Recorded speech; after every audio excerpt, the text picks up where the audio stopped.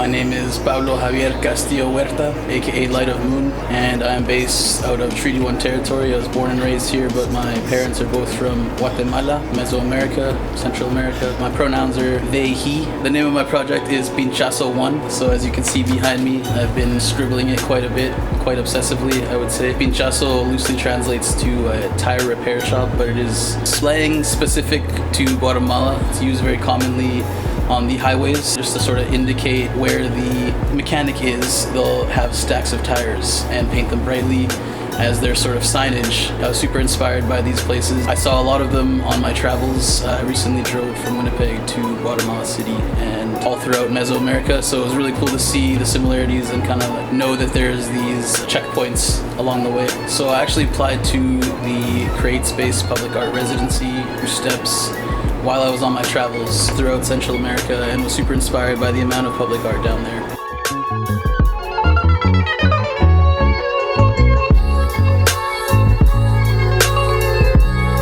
I feel like it's integral to like the culture of any given place, and seeing so much monumental art and architecture on my travels was really inspiring, and that is what led me to apply. So I feel like I gained quite a bit of knowledge, experience, and just connections with really interesting and creative people, like-minded folks, and it was really interesting to be a part of a residency that's across Canada with very self-driven project.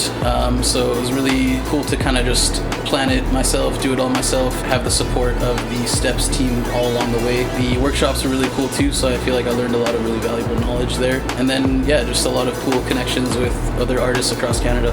So this project means quite a bit to me. It's homage to the journey, not only the physical distance that I traveled across Turtle Island, also taking inspiration from the people that I met along the way and the things that I saw, jungles that I walked through, and the oceans that I swam in.